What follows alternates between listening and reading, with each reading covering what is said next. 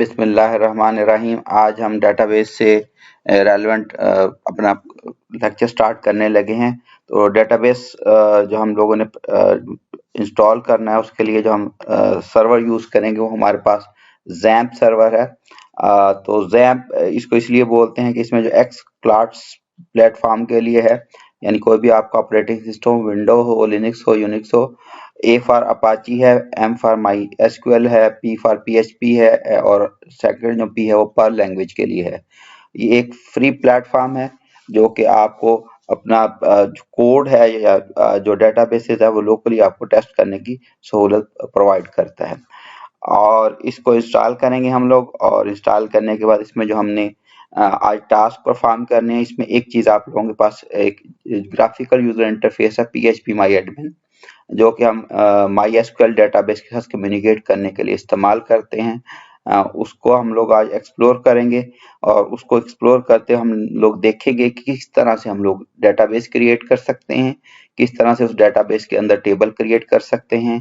फिर हम उस टेबल को उसके स्कीमा को अपडेट करेंगे, उसमें चेंजेस करेंगे, कुछ कोई प्राइमरी की पहले सेट नहीं की होगी, प्राइमरी की सेट करेंगे। और सिमिलर वे में अगर हमने उसमें कोई और कॉलम वगैरह ऐड करनी हो तो वो ऐड करेंगे। उसके बाद हम देखेंगे कि अगर हम पीएचपी माई एडमिन को इस्तेमाल करते हुए इस टेबल के अंदर कोई रिकॉर्ड को इंसर्ट करवाना चाहें और अगर चेंज करना चाहें तो किस तरह से कर सकते हैं। फिर हम इस टेबल को एक्सपोर्ट करके देखेंगे और इंपोर्ट करके देखेंगे, और टेबल और डेटाबेस दोनों को ये काम किया जा सकता है। सिमिलर वे में हम लोग रीनेम करेंगे उस टेबल को या डेटाबेस को, और आखिर में कुछ ऑपरेशंस होंगे, ट्रंकेट और ड्रॉप वगैरह। तो चलें स्टार्ट करते हैं। सबसे पहले आप लोगों ने जैम्प सर्वर नेट से डाउनलोड करके, आपके पास 64 बिट है या 32 बिट है, उसको इंस्टॉल कर लेना है। और जब आप के पास इंस्टॉल होके आएगा तो यहाँ XAMP अगर आप लोग लिखेंगे तो आप लोगों के पास जैम्प कंट्रोल पैनल आ जाएगा। तो इसको जब क्लिक करेंगे तो आप लोगों के पास ये इंटरफेस ओपन होगी, और अगर ये इंटरफेस ओपन नहीं होती, आपके सामने नहीं आती, तो आपके पास इधर सिस्टम ट्रे के अंदर जैम्प आ रहा होगा, इस पर क्लिक करेंगे तो भी यही ओपन होगी। तो इसमें आप लोगों के पास ये अपाची सर्वर है और ये माई एसक्यूएल सर्वर है। तो आपने क्या करना है, इन दोनों को स्टार्ट करना है। अगर ये सक्सेसफुली स्टार्ट हो जाएंगे तो ये आपके पास ग्रीन कलर में नजर आएगा।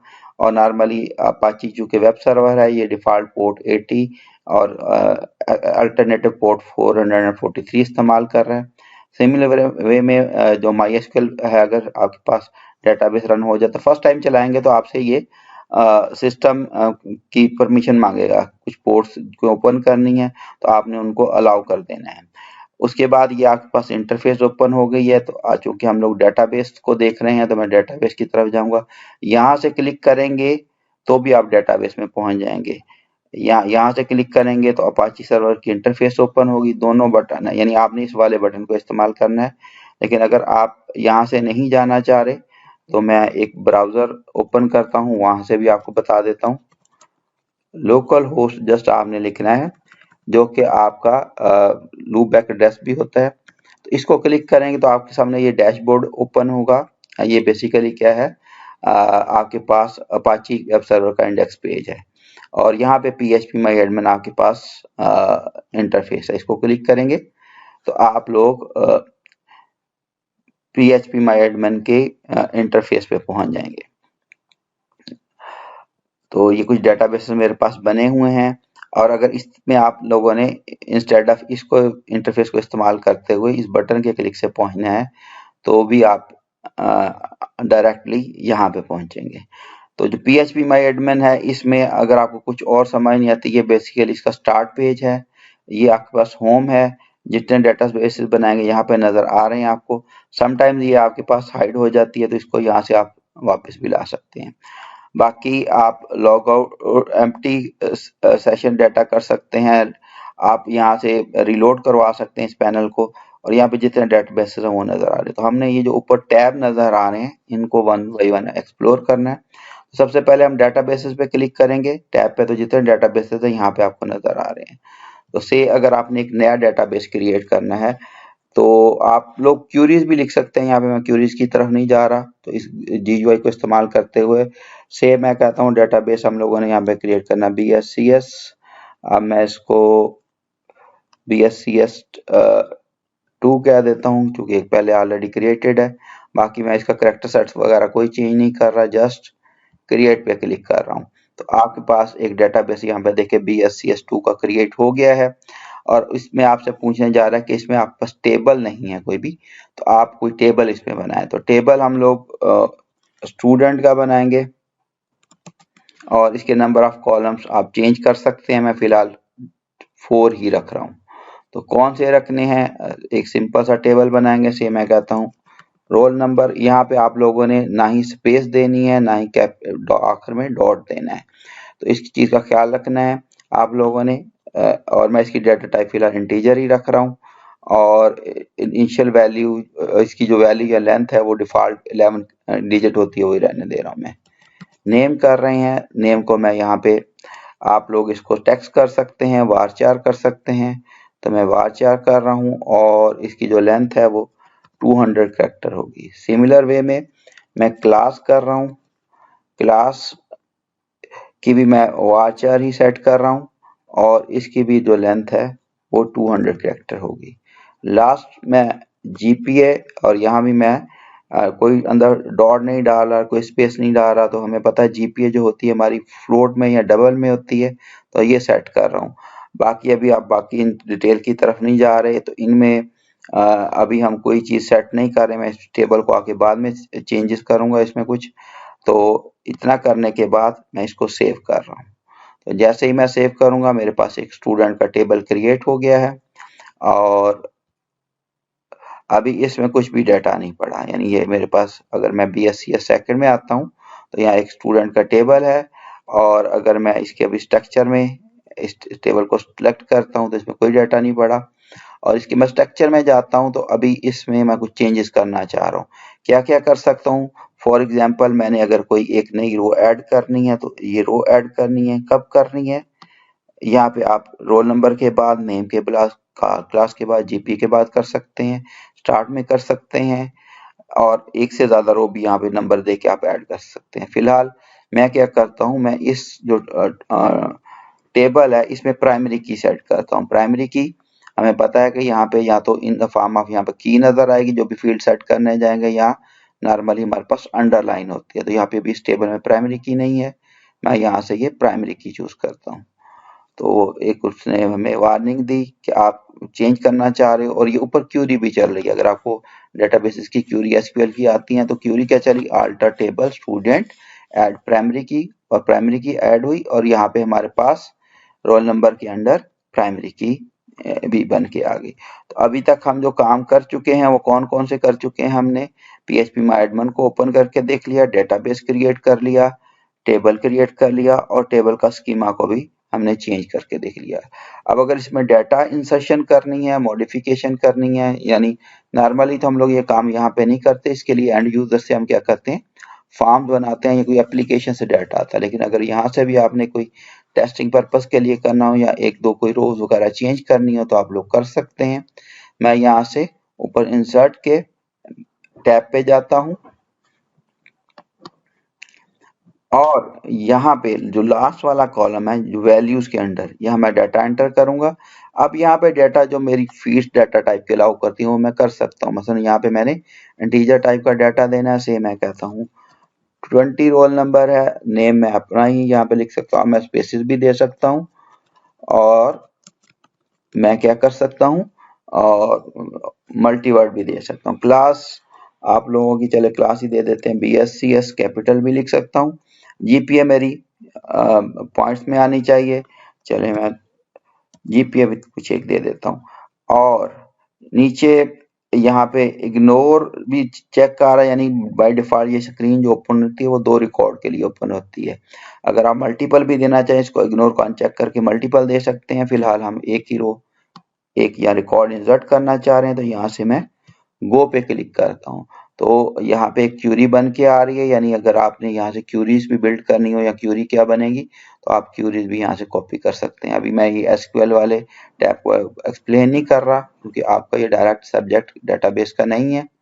तो ये आपके पास क्यूरी बन के आई और जब मैं दोबारा यहाँ से, और ये ऊपर एक ग्रीन कलर में रो इंसर्ट हो गई है। क्योंकि आप प्राइमरी की 20 है या आप लोगों का अपना रोल नंबर होगा तो एक ही दफा इंसर्ट होगा। अगली दफा आपने अगर डाटा को इंसर्ट करना है तो आप प्राइमरी की चेंज करेंगे। तो अभी अब जो डाटा इंसर्ट हुआ उसको देखना है तो कहाँ आएंगे आप लोग, ब्राउज में। ब्राउज में है तो यहाँ देखें एक रो इंसर्ट हो गई है। अच्छा, अब यहाँ पे होते हुए अगर आपने किसी में चेंज करना हो, अच्छा ये अगर आपके पास ये चीज एडिट, कॉपी और डिलीट के ऑप्शन ना आ रहे हों तो इसका मतलब ये होगा कि आपने प्राइमरी की सेट नहीं की। तो प्राइमरी की सेट करेंगे तो ये ऑप्शन आपके पास आ जाएंगे। कुछ बच्चों को एक्सीडेंटली भूल जाते हैं स्टेप, तो फिर ये चीजें नहीं आती।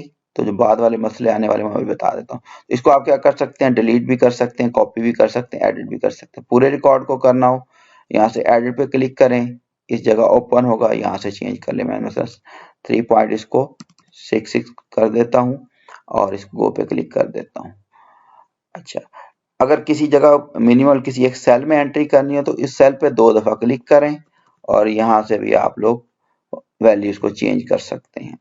लेकिन ये जो इंटरफेस है ये हम अपने एंड यूजर को कभी भी नहीं देते होते, ये तो पावर यूजर यूज करते हैं। अभी मैं लॉग इन हूँ, एडमिनिस्ट्रेटर लॉग इन हूँ।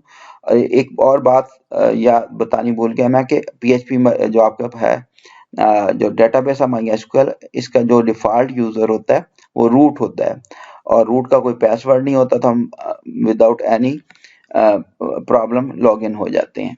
तो उसी को इस्तेमाल कर रहे हैं हम लोग। तो अभी मैंने क्या किया है, डाटा को इंसर्ट किया और डाटा को चेंज करके भी देखा, तो हमारे पास चेंज करने के तरीके भी बता दिए मैंने।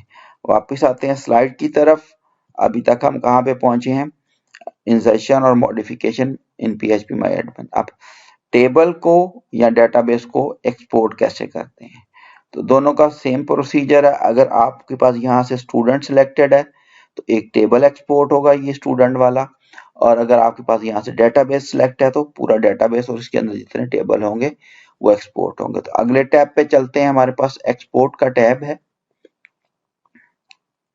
एक्सपोर्ट में अगर आप जाएंगे तो आपके पास जो ऑप्शंस अवेलेबल हैं वो क्या क्या हैं आपके पास, आप दो हैं एक्सपोर्ट मेथड, एक तो क्विक है, एक कस्टम है। क्विक में जैसा आपने सिलेक्शन करनी है, कस्टम में आपके पास ऑप्शंस ज्यादा आ जाएंगे।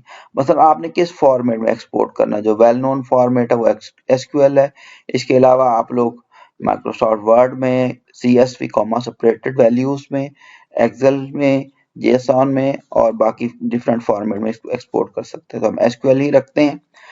या आपने अगर इसको वर्ड में करके देखना हो तो समटाइम्स आप जब फाइनली अपना प्रोजेक्ट बनाएंगे तो उसमें आप लोग इसको वर्ड में एक्सपोर्ट कर लेंगे, आप अपने वहाँ पे इनकी डायग्राम वगैरह लगाएंगे। तो मैं बाकी जो डिफॉल्ट ऑप्शन है वही रहने दे रहा हूँ। डिफॉल्ट ऑप्शन में आपके पास एज सच डंप ऑल रोज यानी डाटा भी साथ ही एक्सपोर्ट होगा। और अभी तो डाटा थोड़ा है, वरना यहाँ पे एक ऑप्शन होता है स्ट्रक्चर एक्सपोर्ट करना है, डाटा करना है या दोनों करने हैं। तो हम लोग यहाँ से दोनों ही डिफॉल्ट में चूज है वही चूज कर रहे हैं। और अगर डाटा ज्यादा होगा तो फिर कितनी आपके पास रोज एक्सपोर्ट होंगी एक वक्त में, तो यहाँ पे maximum length of created query 50,000 है। तो इतनी एक्सपोर्ट हो सकती हैं टाइम पे, लेकिन अभी हमारे पास एक ही रो है फिलहाल। गो पे क्लिक करते हैं तो आपके पास जस्ट लाइक जिस तरह से एक कोई फाइल डाउनलोड होती है उसी तरह से डाउनलोड होगी। और अगर हम यहाँ पे फोल्डर पे चलते हैं तो इसका नाम student.sql है। इसको आप किसी भी एडिटर में, इवन आप नोटपैड में ओपन करके देख सकते हैं। तो मेरे पास ये जो ओपन हुई है ये नोड में ओपन हुई है। तो यहाँ पे क्या चीज देखने वाली है आप लोगों के लिए, एक तो ये कि ये किस डेट को आप लोगों ने इसको एक्सपोर्ट किया है वो टाइम आ रहा है यहाँ पे। और क्या चीज आ रही है, और ज्यादा आम की चीज आपके पास होती है डेटाबेस का क्या नाम है। तो डेटाबेस वो बता रहा है किस कहाँ से एक्सपोर्ट हुई है, और ये उसके अंदर का टेबल है जो हमने स्ट्रक्चर बनाया था, क्यूरी लिखी हुई है और इसके अंदर एक डाटा भी पड़ा है। तो अब इसको मैं एक्सपोर्ट तो कर चुका हूँ, ठीक है। अब मैं अगर इसको इंपोर्ट करना चाहूँ, मैं यहाँ से इसको कॉपी कर लेता हूँ और मैं अपने डेस्कटॉप पे ले आता हूँ ताकि आप लोगों को समझाने में आसानी रहे। तो मैं यहाँ पे इसको पेस्ट कर देता हूँ,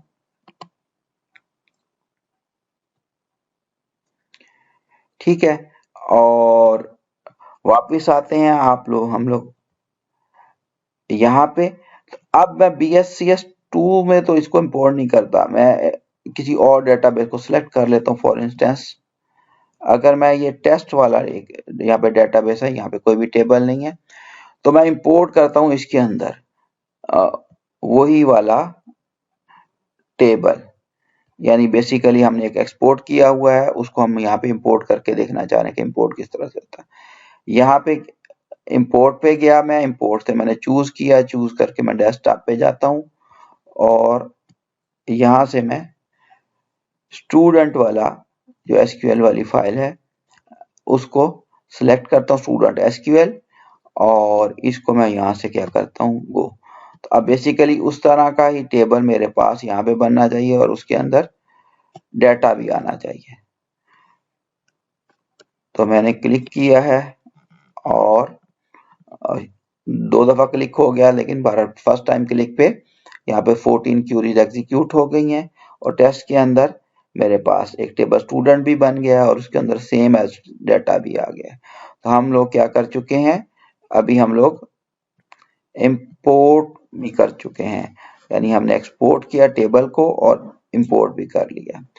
अच्छा, अब अगर आपने कभी जरूरत पड़ जाती है आप लोगों को कि आपने किसी एक डेटाबेस का नाम चेंज करना है या टेबल का नाम चेंज करना है या एक्सपोर्ट किए बगैर कहीं कॉपी करना हो, तो किस तरह से कर सकते हैं आप लोग।